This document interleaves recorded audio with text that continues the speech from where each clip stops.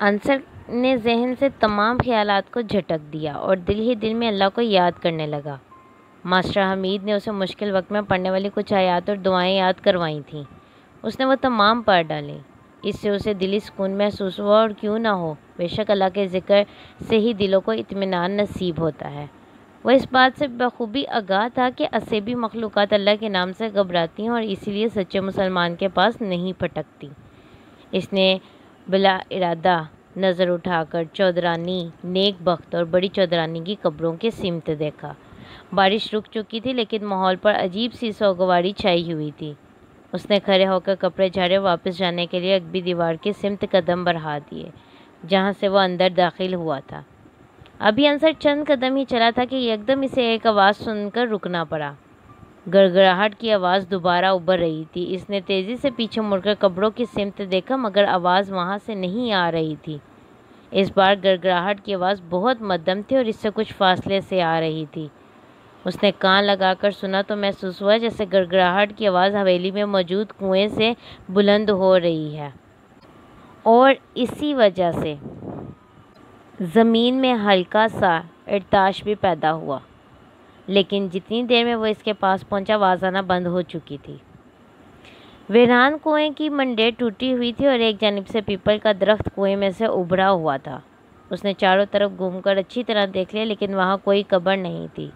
اس کے خیال کے مطابق گڑگڑاہٹ کی آواز کا محور کنواں تھا، مگر وہاں کچھ نہیں تھا۔ شش و پنج میں مبتلا وہ وہیں کھڑا تھا کہ زمین میں ہلکی تھر تھراہٹ پیدا ہوئی۔ انصر تھوڑا پیچھے ہٹا اور غور سے آواز کا مرکز ڈھونڈنے لگا۔ گڑگڑاہٹ کی مدھم آواز پھر ابھر رہی تھی۔ اس نے جلدی سے کنویں میں جھانک کر دیکھا، آواز ویران کنویں کی تہہ سے نکل رہی تھی۔ اس نے ٹارچ روشن کی اور کنویں کی منڈیر پر کھڑے ہو کر تہہ میں روشنی ڈالی۔ کنواں کافی گہرا اور تاریک تھا۔ کنویں سے درخت نکل آنے کی وجہ سے اسے تہہ میں کچھ نظر نہ آیا، البتہ زمین کی تھر تھراہٹ ختم ہو گئی اور گڑگڑاہٹ کی آواز بھی رفتہ رفتہ دم توڑ گئی۔ یا خدا، یہ کیا ماجرا ہے؟ انصر مخمصے میں پڑ گیا۔ ابھی کچھ دیر پہلے اس نے حویلی کے اندر 2 قبروں کی زیارت کی تھی۔ کنویں کی تہہ سے آنے والی گڑگڑاہٹ کی آواز اور باہر موجود قبروں کی گڑگڑاہٹ میں بہت حد تک مماثلت تھی، لیکن کنویں سے آنے والی آواز یقیناً کافی طاقتور تھی۔ جبھی تو اس نے زمین پر ہلکا سا ارتعاش پیدا کر دیا تھا۔ یا کنویں کے اندر بھی قبریں ہیں؟ ریاست کی زبانی اس نے قیام پاکستان سے پہلے اس حویلی میں رہائش پذیر درندہ صفت انگیز افسر کے واقعات سنے تھے، جو اپنے مخالفین کو اذیتیں دے کر قتل کرتا اور اس کنویں میں پھینک دیا کرتا تھا، اور لوگوں کے بقول ان کی بے چین بدروحیں بھی نیلی حویلی میں پھرتی رہتی ہیں۔ گڑگڑاہٹ کا راز جاننے کے لیے انصر نے ویران کنویں میں اترنے کا فیصلہ کر لیا۔ اس نے کنویں کی منڈیر سے اندر جھانکا۔ کنویں کی ایک تہائی جگہ کو پیپل کے درخت نے گھیر رکھا تھا۔ درخت کی لمبی لمبی شاخیں کنویں کے اندر جھکی ہوئی تھیں، جبکہ اس کا لچکدار تنا کسی اژدہے کی مانند خم کھاتا ہوا اندھیری تہہ میں گم ہو گیا تھا۔ اس نے نظر گھما کر دیکھا تو اسے ایک جانب کنویں کی دیوار میں لوہے کی زنگ آلود سیڑھی نظر آئی، جو تہہ تک جا رہی تھی۔ انصر نے روشن ٹارچ کو منہ میں دبایا اور اللہ کا نام لے کر لوہے کی زنگ آلود سیڑھی پر ہاتھ جما کر زینے طے کرنے لگا۔ محتاط انداز میں ایک کے بعد ایک وہ زینے طے کرتا چلا گیا۔ جو وہ نیچے اترتا جا رہا تھا، تو کنویں کی تہہ سے اٹھنے والی تعفن زدہ بو اس کی ناک میں زبردستی گھسے جا رہی تھی۔ آخرکار مجبور ہو کر اس نے اپنی ناک پر ہاتھ رکھ لیا، لیکن یہ طریقہ کار کارگر ثابت نہ ہوا۔ ویسے بھی بو کی اذیت سے چھٹکارے کا یہ کوئی دیر پا حل نہیں تھا۔ اس نے دونوں ہاتھوں سے زنگ آلود سیڑھی تھام رکھی تھی، اس لیے وہ اسے چھوڑ کر ناک پر رومال بھی نہیں باندھ سکتا تھا۔ انصر نے نہ چاہتے ہوئے بھی لمبا سانس کھینچ کر پھیپھڑوں میں ہوا بھری اور تیزی سے نیچے اترنے لگا۔ اس کے یوں تیزی سے اترنے سے زنگ آلود سیڑھی زور زور سے ہلنے لگی، لیکن اس نے پرواہ نہ کی اور نیچے کی جانب اترنے کا سفر جاری رکھا۔ اچانک اس کا پاؤں پھسلا اور ٹارچ اس کے ہونٹوں سے نکل کر چھناکے سے نیچے جا گری۔ اس نے مضبوطی سے لوہے کی سیڑھی کو تھام لیا اور رک کر تہہ میں دیکھا۔ اسے وہاں مہم سی روشنی نظر آ رہی تھی۔ اس کا مطلب تھا کہ نیچے گرنے کے باوجود ٹارچ سلامت رہی تھی۔ इसने सर उठाकर ऊपर की जानिब देखा। पीपल का दरख्त कुएं पर पूरी तरह छाया हुआ था, इसलिए ऊपर घुपन दे रहा था। चांद की रही सही रोशनी भी गायब हो चुकी थी। एक तरफ ताफुन ने इसका सांस लेना महाल कर रखा था, ऊपर से टॉर्च भी नीचे गिर पड़ी थी। इसने बाकी मांदा सफ़र जल्दी तय करने के लिए अपनी रफ्तार तेज़ कर ली। लोहे का जंग आलूदा जीना ज़ोर ज़ोर से चीख रहा था। अभी ये मुसीबत टली नहीं थी कि अचानक अंसर पर एक और बला नाजिल हो गई। कुएं की ऊपरी जानिब से लोहे की जंग आलूद सीढ़ी का एक पाया उखड़ गया और वो कुएं की फिजा में मुअल्लिक होकर रह गया। जल्दी से हालात की संगीनी का अंदाज़ा हो गया, क्योंकि सीढ़ी नीचे से भी टूटी हुई थी। अब वो न नीचे उतर सकता था न ऊपर जा सकता था। सीढ़ी से झूलते हुए इसने नीचे की जानिब देखा तो धक से रह गया।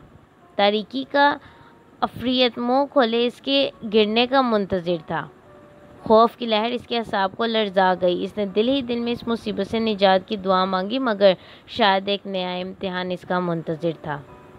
फिज़ा में झूलता हुआ जंग आलूद सीढ़ी का दूसरा पाया भी इसका वज़न बर्दाश्त ना कर सका। एक चट्टाखदार आवाज़ से उखड़ा और अंसर सीढ़ी समेत नीचे जा गिरा। इसके नीचे गिरने की आवाज़ से दरख्त की शाखों पर बसेरा किए चमगादड़ों ने वो उद्यम मचाया कि खुदा की पनाह। चीखती चिंगारती गज़बनाक चमगादड़ों की हलचल ने दरख्त को बुरी तरह झंझोर डाला था। दरख्त के पत्ते टूट टूट कर बारिश की बूंदों की मानिंद कुएं में गिर रहे थे। कुएं की तह में गिरते ही अंसर की भी चीख बुलंद हुई। उसे ऐसे लगा जैसे वो लकड़ियों के ढेर पर गिरा है, जिसने इसकी कमर को छील कर रख दिया है। इसके लिए खुशकिस्मती की बात यह थी कि जंग आलूद जीना इस वक्त टूटा था जब वो कुएं की तह के करीब था, वरना अगर वो ऊपर से गिरता तो इसकी हड्डियों का भी सुरमा बन चुका होता। बहरहाल आज की रात इसके लिए इस लिहाज से बदकिस्मत साबित हुई थी कि वो दूसरी बार पीठ के बल ज़मीन पर गिरा था। पहली बार जब वो गिरा तो किसी तरह बर्दाश्त कर गया था, मगर अब की बार इसका सब्र का दामन हाथ से छूट गया। अंसर की कमर से दर्द के मारे टीसें उठ रही थी, इसलिए वो हौले हौले करा रहा था। वीरान कुआं मुकम्मल तौर पर तारीकी में डूबा हुआ था। इसके गिरने से टॉर्च की रोशनी भी न जाने कहाँ दफन हो चुकी थी। एक जानिब वो तकलीफ सहने पर मजबूर था तो दूसरी जानिब तय से उठने वाली नाकाबिले बर्दाश्त ताफुन ज़दा बू ने इसका जीना महाल कर दिया था। अजियतनाक बू से बचने के लिए अंसर ने वहीं लेटे लेटे जेब में हाथ डालकर रुमाल निकाला और नाक पर बांध लिया। इसने से बदबू की अजियत से कुछ हद तक राहत नसीब हुई। हवास बहाल करने की खातिर इसने लंबे लंबे सांस लिए और कुछ देर यूं ही पड़ा रहा।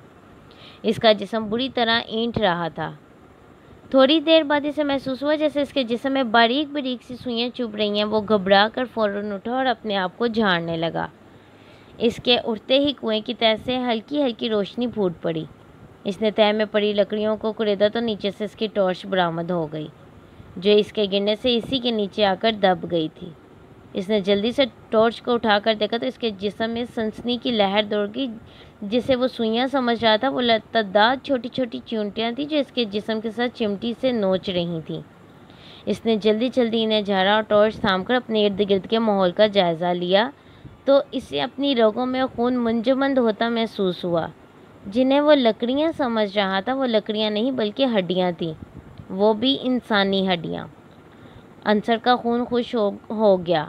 वो हड्डियों के ढेर पर गिरा था। कुछ इंसानी खोपड़ियाँ भी हड्डियों में पड़ी थीं। इसका जी मतलाने लगा। इतना हौलनाक मंजर देखकर इसके रोंगटे खड़े हो चुके थे। अगरचे वो तजस्सुस से मजबूर होकर कुएं में उतर आया था, मगर इसे उम्मीद नहीं थी कि इसका सामना ऐसे हौलनाक मंजर से होगा। वह दम साधे फटी फटी नज़रों से अपने आसपास बिखरी हड्डियों और खोपड़ियों को देख रहा था। जालिम अंग्रेज़ की कहानी झूठी नहीं थी। इसके वहमो गुमान में भी नहीं था कि ऐसा सचमुच भी हो सकता है, लेकिन वो इस सच को अपनी आंखों से देख रहा था। रोशनी की वजह से मकड़ियों की तादाद बढ़ती जा रही थी। मान इसके जहन में आया इंसानी हड्डियाँ इन चूंटियों की अमजगाह हैं। ऐसा ना हो कि ये आदमखोरों और इसे मिनटों में चट कर जाएं। यानी अगर ये चूंटियाँ आदमखोर हुई तो इसे मिनटों में चट कर जाएंगी। ऐसी सूरत हाल में इसकी मौत यकीनी थी। अब अंसर जल्द अज जल्द इस वीरान कुएं से निकलना चाहता था, मगर اوپر جانے کا واحد ذریعہ یعنی زنگ آلود سیڑھی ٹوٹ چکی تھی اور اس کے پاس ہی ترچھی پڑی تھی۔ اس نے اٹھ کر ادھر ادھر دیکھا کہ کوئی ایسی چیز مل جائے جو اسے کنویں سے باہر نکلنے میں مددگار ہو، مگر وہاں ہڈیوں اور کھوپڑیوں اور پیپل کے ٹوٹے پتوں کے علاوہ کچھ نہیں تھا۔ یا خدا مجھے اس مصیبت سے نجات کی راہ دکھا دے، اس کے منہ سے بے ساختہ دعا نکلی۔ ایک بار کی اس کے ذہن میں ریاست کا خیال ہے۔ اس نے سوچا ریاست کے وہم و گمان میں بھی نہیں ہوگا کہ میں یہاں مصیبت میں پھنسا ہوا ہوں۔ طے شدہ منزل پر پہنچ کر وہ میرا انتظار کر رہا ہوگا اور میں یہاں کنویں کا قیدی بنا بیٹھا ہوں۔ اس نے ریاست کو نیلی حویلی کے اندر آنے سے منع کیا تھا، اس لیے اس بات کا امکان نہیں تھا کہ وہ اس کی مدد کو آئے گا، لہٰذا یہاں گل سل کر مرنے سے بہتر ہے جان بچانے کی کوئی تدبیر کی جائے۔ اسے اس بات پر بھی حیرت ہو رہی تھی کہ گڑگڑاہٹ کی آواز کنویں کی تہہ سے ہی آ رہی تھی کہ شاید یہاں بھی کوئی قبر ہو، لیکن یہاں تو کوئی چھوٹا سا رخنہ بھی نظر نہیں آ رہا۔ یہاں کے حالات و واقعات دیکھ کر اسے گمان ہونے لگا کہ یہ سب اس کی غلط فہمی کا نتیجہ ہو سکتا ہے۔ اس نے ٹھنڈی سانس بھر کر ایک بار پھر ٹارچ کی روشنی میں کنویں کا معائنہ لیا۔ کنویں کی دیواریں کائی جمنے سے سبز ہو چکی تھیں، اس لیے اس پر ہاتھ جما کر اوپر چڑھنا ممکن نہیں تھا۔ درخت کا تنا آدھے سے زیادہ کنویں کی دیوار کے اندر دھنسا ہوا تھا اور جو حصہ باہر تھا وہ بھی اتنا سا پار تھا کہ اس کے سہارے وہ اوپر نہیں جا سکتا تھا۔ پھر اسے ایک تدبیر سوجی۔ درخت کی لمبی لمبی داڑیاں بالوں کی لٹوں کی مانند کنویں کے اندر لٹکی ہوئی تھیں، جو اس سے تقریباً 9-10 فٹ بلندی پر تھیں۔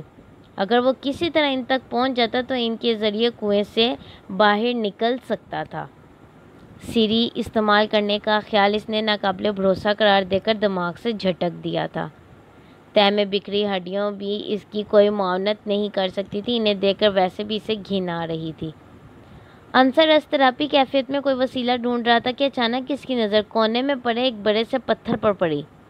اس نے سوچا اگر کسی طرح پتھر کو کھینچ کر درخت کے پاس لائے اور اس پر کھڑے ہو کر چھلانگ لگائے تو ممکن ہے اس کا کام بن جائے۔ اس نے اپنے منصوبے پر عمل درآمد کے لیے بھاری پتھر پر ہاتھ جمائے اور اسے ایک جانب دھکیلا، مگر وہ اپنی جگہ سے ٹس سے مس نہ ہوا۔ نہ جانے کتنی مدت سے پڑے پڑے وہ تہہ کے ساتھ جم چکا تھا۔ اس نے ایک بار پھر پوری قوت سے پتھر کو ایک جانب دھکیلا تو فضا میں گڑگڑاہٹ کی آواز گونجی۔ عنصر نے گھبرا کر اسے چھوڑ دیا۔ جو منظر اس کے سامنے تھا اسے دیکھ کر اس کے ہاتھوں کے طوطے اڑ گئے۔ قدامت کے برابر کنویں کی دیوار اندر کو دھنس رہی تھی۔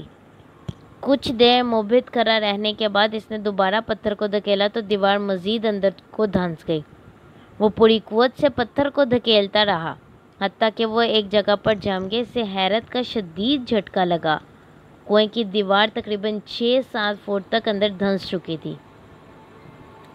عنصر نے ٹارچ کی روشنی شگاف کے اندر ڈالی تو اسے ایک راہداری نظر آئی، لیکن وہ اندر جانے کی بجائے ایک جانب کھڑا ہو گیا۔ وہ جانتا تھا کہ برسوں بند رہنے کی وجہ سے یہاں زہریلی گیس جمع ہو سکتی ہے جو اسے نقصان بھی پہنچا سکتی ہے، اس لیے وہ ایک جانب کھڑا ہو گیا تاکہ زہریلی گیس اوپر نکل جائے یا اس کے اثرات کم ہو جائے۔ کافی دیر یوں ہی رہنے کے بعد وہ اللہ کا نام لے کر راہداری کے اندر داخل ہو گیا۔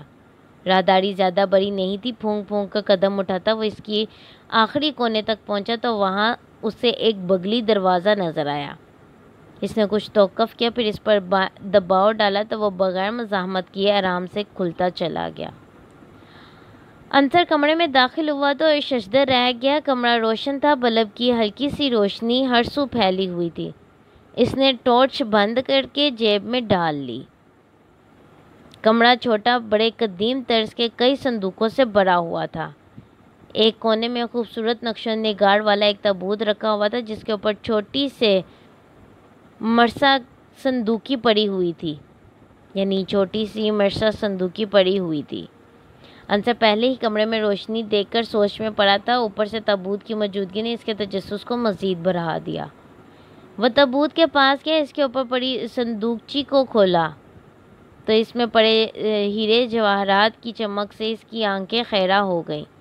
صندوقچی بیش قیمتی زیورات سے لبالب بھری ہوئی تھی۔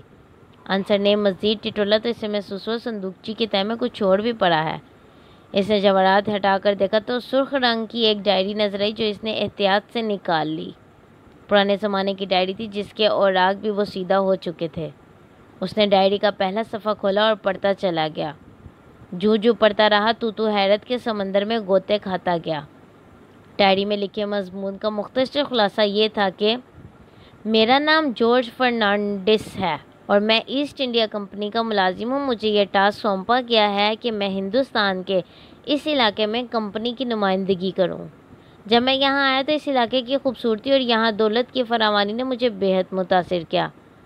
ابتداً یہاں قدم جمانے کے لیے میں نے نیلی حویلی کے نواب گنپت رائے سے راہ و رسم بڑھایا اور اسے کاروبار میں بھاری منافع کا جھانسا دے کر یہیں مقیم ہو گیا۔ جلد ہی میں اس کی تمام کمزوریوں اور خامیوں سے واقف ہو گیا۔ اگلے قدم کے طور پر میں نے اس علاقے کے ساتھ ملحقہ ریاست کے فرمانروا نواب اشوک کمار سے ملاقات کی، جو گنپت رائے کا بدترین دشمن تھا۔ اشوک کمار کو بھاری دولت کا لالچ دے کر گنپت رائے پر حملہ کر کے اکسایا۔ اشوک کمار کو بھاری دولت کا لالچ دے کر گنپت رائے پر حملے کے لیے اکسایا تو وہ بخوشی راضی ہو گیا۔ اپنے دشمن کو ملیا میٹ کرنے کے لیے وہ پہلے سے ہی پیچ و تاب کھا رہا تھا۔ میری مدد کی پیشکش سے گویا اس کی دلی مراد پوری ہو گئی، اوپر سے ڈھیر ساری دولت کا لالچ۔ اگلی چند ملاقاتوں میں نے اسے گنپت رائے کی تمام کمزوریوں سے آگاہ کیا اور حملے کی تاریخ اور مقام طے کر کے بقیہ منصوبہ بنایا۔ میرے اور اشوک کمار کے طے شدہ معاہدے کے مطابق اس نے حملے کے بعد دولت میں اپنا حصہ لے کر واپس چلے جانا تھا، جبکہ ریاست کی فرمانروائی میرے حصے میں آنا تھی۔ بالآخر وہ گھڑی آن پہنچی۔ گھمسان کی لڑائی ہوئی۔ میری مدد کی بدولت اشوک کمار نے علاقہ فتح کر لیا اور حسب معاہدہ اپنا حصہ لے کر چلا گیا۔ اب میں اس خوبصورت نیلی حویلی کا، جو میری بیوی کیتھرین کی طرح ہی خوبصورتی میں لاسانی تھی، بلا شریک غیر اکیلا ہی مالک تھا۔ ایسٹ انڈیا کمپنی نے میری کارکردگی سے خوش ہو کر مجھے اگلے عہدے پر ترقی دی، بلکہ بہت سے انعام و اکرام سے بھی نوازا۔ اب میں اپنے راستے میں آنے والی ہر رکاوٹ کو ہٹا دوں گا۔ عنصر تیزی سے ڈائری کے اوراق پلٹتا گیا۔ اگلے صفحات میں اس نے تاریخ وار ذکر کیا تھا کہ کیسے اس نے اس علاقے کا سکون غارت کیا، مسلمانوں اور ہندو دولت مند گھرانوں کو لوٹا۔ وہ اپنے مخالفوں کو اذیت ناک سزا دے کر حویلی کے کنویں میں پھینک دیتا تھا۔ اس نے ان قباح حرکتوں کو قابل فخر کارناموں کے طور پر ذکر کیا تھا۔ ڈائری میں اسی قسم کے واقعات کا ذکر تھا۔ حیرانی و پریشانی کے ملے جلے تاثرات سے عنصر ڈائری کے چیدہ صفحات پڑھتا چلا گیا۔ آخری صفحے پر درج تھا: کیتھرین مر گئی۔ اس صدمے نے مجھے نڈال کر دیا ہے، لیکن میں چاہتا ہوں جب تک میں زندہ رہوں کیتھرین میری نظروں کے سامنے رہے، اس لیے میں نے اسے ہرگز دفن نہیں کیا اور نہ ہی کروں گا۔ میں اسے مرتے دم تک اپنے پاس رکھوں گا۔ آگے کچھ نہیں لکھا تھا۔ ڈائری ختم ہو چکی تھی۔ عنصر نے صندوقچی اور ڈائری زمین پر رکھی اور لرزتے ہاتھوں سے تابوت کھولا تو اس کی آنکھیں پھٹی کی پھٹی رہ گئیں۔ تابوت میں ایک حنوط شدہ لاش پڑی تھی۔ لاش کی کھوپڑی پر ایک طلائی تاج چمک رہا تھا اور گلے میں بیش قیمت ہار لٹک رہا تھا جس پر کیتھرین لکھا تھا۔ عنصر نے تابوت بند کیا، صندوقچی اس کے اوپر رکھی ویسے ہی جیسے وہ پہلے سے موجود تھی۔ البتہ ڈائری اس نے اپنی پینٹ میں اڑیس لی تھی۔ اس نے اپنے سر کو دونوں ہاتھوں سے تھام لیا۔ یا خدا، یہ سب کیا دیکھ رہا ہوں؟ اس کے منہ سے بے ساختہ نکلا۔ اس بات پر اس کا پختہ ایمان تھا کہ یہ سب چیزیں ظاہر ہونے کا یقیناً کوئی نہ کوئی مقصد ہوگا، ورنہ یہ معاملات کبھی اس کے سامنے ظاہر نہ ہوتے۔ اس نے اسے قدرت کی مصلحت جانا اور واپسی کے لیے مڑا۔ ابھی اسے یہ فکر بھی دامن گیر تھی کہ وہ اوپر کیسے جائے گا، کیونکہ زنگ آلود سیڑھی ٹوٹ چکی تھی۔ دفعتاً اس کے ذہن میں خیال آیا کہ کنویں کی حالت دیکھ کر نہیں لگتا کہ اسے کوئی ادھر آنے کے لیے استعمال کرتا ہوگا۔ یقیناً اس کمرے میں آنے کا کوئی اور راستہ بھی ہوگا۔ اس نے بلب کی ملگجی روشنی میں کمرے کا طائرانہ جائزہ لیا۔ کمرے میں صرف ایک ہی دروازہ تھا جس سے وہ اندر آیا تھا۔ اس بات نے اس کی پریشانی میں اضافہ کر دیا۔ وہ اسی سوچ بچار میں گم تھا کہ کمرے میں تیز گڑگڑاہٹ کی آواز گونجنے لگی۔ کمرے کی وسطی دیواریں متوازی سمت میں سرک رہی تھیں۔ عنصر تیزی سے تابوت کے پیچھے گیا اور دم ساد کر اس کی آڑ میں لیٹ گیا۔ گڑگڑاہٹ ختم ہوئی تو کسی کے قدموں کی چاپ سنائی دی تو سیدھا چلتا ہوا صندوقوں کے پاس پہنچ گیا۔ اپنی ہی دھن میں مگن وہ گانا گنگنا رہا تھا۔ اچانک کمرے میں پڑے صندوق کے کھلنے کی آواز آئی۔ نوارد نے اس کے اندر کچھ رکھا اور چلا گیا۔ گڑگڑاہٹ کی آواز دوبارہ آنے لگی اور دیوار آپس میں مل گئی۔ انصر کو جب اطمینان ہو گیا کہ نوارد چلا گیا ہے تو وہ تابوت کے پیچھے سے نکل آیا۔ اس نے انصر کی موجودگی کو محسوس نہیں کیا تھا۔ چونکہ وہ تابوت کی آڑ میں لیٹا ہوا تھا اس لیے یہ نہیں دیکھ سکا تھا کہ اندر آنے والا کون تھا۔ بہرحال نیلی حویلی اس کے لیے بہت سارے اسرار کا مجموعہ بن چکی تھی۔ خوش قسمتی سے نوارد کی نظر دروازے پر بھی نہیں پڑی تھی جو تھوڑا سا کھلا رہ گیا تھا۔ اگر اس کی نظر دروازے پر پڑ جاتی تو اسے شک ہو جاتا کہ کمرے میں اس کے علاوہ کوئی اور بھی ہے اور انصر پکڑا جا سکتا تھا۔ یہ سوچ کر اس نے جھرجھری لی اور اللہ کا شکر ادا کیا کہ اس نے اس معاملے میں اس کی پردہ پوشی فرمائی۔ انصر نے تمام خیالات کو ذہن سے جھٹک کر اس صندوق کو کھولا جس میں نوارد نے کچھ رکھا تھا۔ اس پر قفل نہیں پڑا تھا۔ شاید نوارد کو مکمل اطمینان تھا کہ یہاں کوئی نہیں آئے گا، اس لیے اس نے قفل لگانے کی ضرورت محسوس نہ کی تھی۔ صندوق کھولتے ہی انصر ششدر رہ گیا۔ پورا صندوق رائج الوقت روپوں اور زیورات سے بھرا ہوا تھا۔ اس نے ایک ایک کر کے تمام صندوق دیکھ لیے۔ تمام صندوق روپوں اور قدیم و جدید طرز کے جواہرات سے بھرے ہوئے تھے۔ ایک ویران کنویں کی تہہ میں دولت کے اتنے انبار دیکھ کر حیرانی اور پریشانی کی ملی جلی کیفیات انصر کے چہرے پر ابھر آئیں۔ ڈائری کے لحاظ سے قدیم جواہرات تو جارج فرنانڈس کے تھے جو اس نے لوٹ مار سے جمع کیے تھے، لیکن نئے ڈیزائنوں کے زیورات اور نوٹ یہاں کون جمع کر رہا تھا؟ اس بات نے اسے ایک نئی فکر میں مبتلا کر دیا۔ وہ یہاں چودھری عمر دراز کو بے نقاب کرنے آیا تھا، لیکن یہاں تو ہر آن نئی سے نئی پہلی تہ در تہ کھلتی ہی جا رہی تھی۔ چونکہ انصر ایک ایماندار اور نیک نوجوان تھا، لہٰذا اس نے اس خزانے میں سے ایک دھیلا بھی نہ اٹھایا۔ ویسے بھی اسے مال و دولت میں کوئی حرص نہیں تھی۔ ماسٹر امیر نے اس کی بڑی اچھی تربیت کی تھی۔ وہ خود بھی یونان میں اچھی خاصی کمائی کر رہا تھا، اس لیے اس خزانے نے اسے حیرت میں تو ضرور ڈالا مگر اسے لبانے میں ناکام رہا۔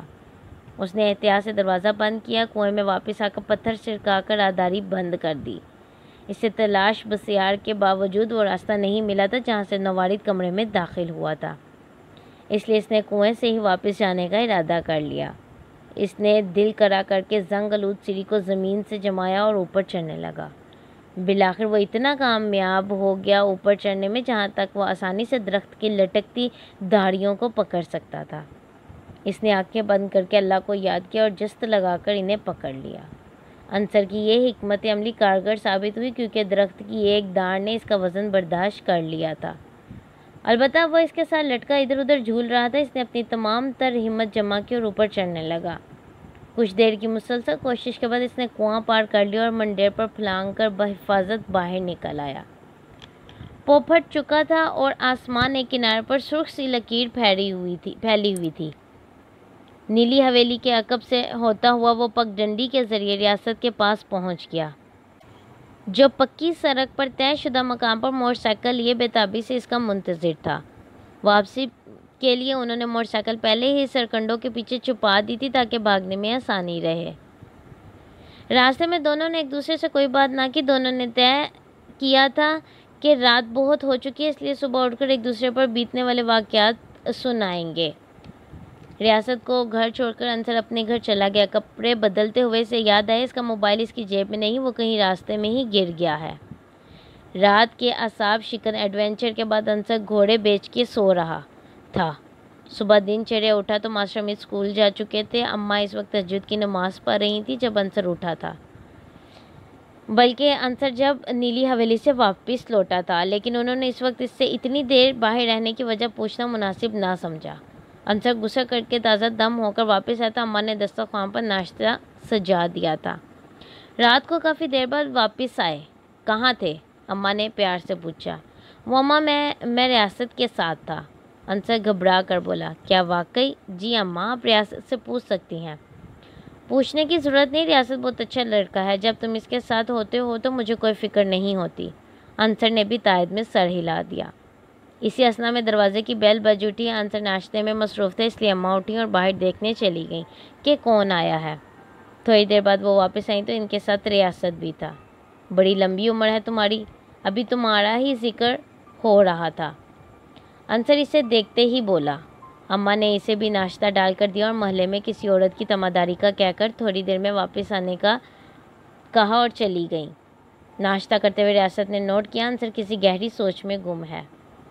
बहरहाल दोनों ने इत्मीनान से नाश्ता की। नाश्ते से फारिग होकर अंसर इसे नीली हवेली में बदरू की कब्र में जाने से लेकर कुएं में इंसानी ढांचों की मौजूदगी, खुफिया रास्ते से तहखाने में जाने, कैथरीन की हनूत शुदा लाश और ख़जाना मिलने तक तमाम वाक़यात तफसील से बताता चला गया। रियासत मुंह खोले तमाम वाक़यात सुन रहा था। इसे अपने कानों पर यकीन नहीं आ रहा था कि अंसर जो बता रहा है वो वाकई सच है। एक लम्हे के लिए तो इसने सोच लिया कि वो इसकी तमाम बातों को झुठला देगा, क्योंकि ऐसी बातें किस्से कहानियों में अच्छी लगती हैं। लेकिन अंसर जिस वसूख से बता रहा था, इसे झुठलाना भी इसके बस में नहीं था। नीली हवेली के अंदर तो एक अलग ही दुनिया आबाद थी। इसकी पुरस्रारियत की कहानियाँ पहले ही ख़त्म होने का नाम नहीं ले रही थी, अब तो इनमें और भी इजाफा हो गया था। वो डायरी कहाँ है? रियासत ने इसकी खामोश होते ही बेताबी से पूछा। अंसर अपने कमरे से डायरी उठा लाया। डायरी कम से कम 150 साल पुरानी थी, इसलिए इसके औराक बहुत बोसीदा हो चुके थे। ताहम इस पर लिखी तहरीर अब भी वाज़ेह पढ़ी जा सकती थी। दोनों एक दूसरे के साथ जुड़कर बैठकर पहले सफ़े से डायरी पढ़ना शुरू कर दी। चूँकि इसमें से काफ़ी औराक अंसर पहले ही पढ़ चुका था, इसलिए इसके लिए इसमें कोई नई बात नहीं थी। लेकिन रियासत के लिए इसमें लिखी तमाम बातें हैरत का सामान लिए हुए थी। लेकिन डायरी पढ़ते हुए एक मकाम ऐसा भी आया जो अंसर की नज़रों से उजल रह गया था, इसलिए इसकी दिलचस्पी तजस्सुस एक बार फिर ऊद आया था। दोनों दोस्त जैसे जैसे डायरी के सफ़ा पलट रहे थे, वैसे वैसे इनकी आंखों की पतलियाँ फैलती जा रही थीं। आगे के सफ़ात में जॉर्ज फर्नांडिस ने अपनी मज़ीद काली करतूतों को बयान किया था। उसने बड़ी तफसील से लिखा था कि वो इस इलाके के दौलतमंद शख्सियात के बच्चों के अगवा बराए तवान की वारदातों में मुलविस रहा है, जो इसे पैसे अदा नहीं करते थे। इनके बच्चों को वो बैरून मुल्क बेच दिया करता था। इसका मकसद ज़्यादा से ज़्यादा दौलत का हसूल था और इस मकसद के लिए वो हर जायज़ व नाजायज़ काम करने पर आमादा था। अंसर और रियासत की हैरत इस वक्त आसमान की बुलंदियों को छूने लगी जब इन्होंने पढ़ा कि नीली हवेली के नीचे खुफिया रास्ता भी मौजूद है, जहाँ से वो बच्चों की स्मगलिंग नहायत आसानी से किया करता था। इस तरह किसी को इस पर शक भी नहीं होता था। नीली हवेली के नीचे खुफिया रास्ता। डायरी ख़त्म हो चुकी थी तो दोनों ने हैरत से एक दूसरे की तरफ देखा। या खुदा, ये क्या माजरा है? रियासत ने दोनों हाथों से अपना सर थाम लिया। बहुत ही मनहूस शख्स था जॉर्ज फर्नांडिस। जब तो इसकी काली करतूतों की स्याही अभी तक ख़त्म होने का नाम ही नहीं ले रही। नीली हवेली के ज़रे ज़रे से अभी तक इसकी नहूसत टपक रही है। खुफिया रास्ते के ज़रिए वो अरसा दराज तक जराइम करता रहा और किसी को काना कान खबर ना हुई। रियासत बेख्याली में बोलता चला गया, लेकिन सोचने की बात यह है कि इन मनहूस कामों का सिलसिला अभी तक जारी और सारी है। अंसर सपाट लहजे में बोला तो रियासत इसकी तरफ देखने लगा। तो हारे कहने का मतलब है जॉर्ज फर्नांडिस अभी तक जिंदा है? नहीं यार, तो क्या इसकी बदरू ये काम कर रही है? नहीं यार, बिल्कुल नहीं। अंसर ने इस बार झुंझलाकर जवाब दिया। तो फिर ये काम कौन कर रहा है? रियासत ने हैरानी से पूछा। चौधरी उमर दराज। क्या? अंसर की बात सुनकर रियासत को हैरत का ज़ोरदार झटका लगा। खुद सोचो, जॉर्ज फर्नांडिस का बाप बंद हुए कई बरस बीत चुके हैं, लेकिन इस डायरी के मुताबिक जो काम वो करता रहा था वो अभी तक जारी है। कोई तो ऐसा है जो अभी तक इसका मिशन जारी रखे हुए, और मेरे नज़दीक वो एक ही शख्स है, चौधरी उमर दराज। रियासत हूनको की तरह मुंह खोले इसकी बातें सुन रहा था। लाजिम तो नहीं कि इस काम में चौधरी उमर दराज ही मुलविस हो, कोई और भी तो हो सकता है। रियासत की बात सुनकर अंसर चौंक उठा। तुम क्या कहना चाहते हो? वो दरअसल मैं तुम्हें एक बात बताना भूल गया था। जब मैं नीली हवेली से गुजर कर भाग रहा था तो रास्ते में किसी ने मुझे पकड़ने की कोशिश की, लेकिन मेरी टक्कर से वो खेत में जा गिरा और इसमें मैं भागने में कामयाब हो गया। तुम्हें पता है वो शख्स कौन था? रियासत की बात ख़त्म हुई तो अंसर सवालिया अंदाज में इसकी तरफ देखने लगा। थानेदार एहसानुल्लाह। रियासत की बात सुनकर इस बार हैरान होने की बारी इसकी थी। वह हैराना परेशानी के समुंदर में अभी तक गोते खा रहा था। क्या कह रहे हो? मैं दुरुस्त कह रहा हूँ। تھانے دار احسان اللہ پتہ نہیں کہاں سے نکل کر اچانک پگڈنڈی میں میرے سامنے آ گیا۔ ریاست نے منہ بناتے ہوئے کہا، اوہ، اس نے تمہیں پہچانا تو نہیں؟ انصر نے پرتشویش لہجے میں پوچھا۔ نہیں، میں نے منہ پر چادر ڈال رکھی تھی، ریاست نے پورے وثوق سے کہا۔ اس کا مطلب ہے اس کھیل میں وہ بھی شامل ہے، انصر نے پرخیال لہجے میں کہا۔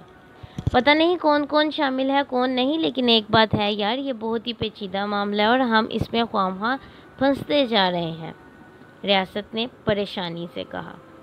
انصر نے ایک ٹھنڈی آہ بھری کیونکہ ریاست کی اس بات کا اس کے پاس کوئی جواب نہیں تھا۔ بہرحال اتنا دونوں کو یقین ہو چلا تھا کہ ان وارداتوں میں یا تو چودھری عمر دراز ملوث ہیں یا تھانے دار احسان اللہ۔ اس بات کا پتہ چلانے کا فی الحال ان کے پاس کوئی ذریعہ نہیں تھا۔ اگر چودھری عمر دراز ملوث تھا تو پھر وہ ان کے لیے یقیناً بہت ہی خطرناک انسان ثابت ہو سکتا تھا، اور اگر تھانے دار احسان اللہ ملوث تھا تو پھر بھی ان کا کچھ نہیں بگاڑا جا سکتا تھا، کیونکہ بہرحال وہ ایک تھانے کا انچارج تھا اور کسی بھی جھوٹے مقدمے میں ان کو پھنسا کر حوالات میں بند کر سکتا تھا۔ گاؤں دیہاتوں میں ایسے واقعات معمولی سمجھے جاتے ہیں۔ انصر ایک بار پھر اپنے آپ کو اندھیری گلی میں بند تصور کر رہا تھا۔ ریاست کے جانے کے بعد اس نے سارا دن گھر میں ابا اور اماں کے ساتھ گزارا اور اپنے ساتھ پیش آنے والے واقعات پر غور کرتا رہا۔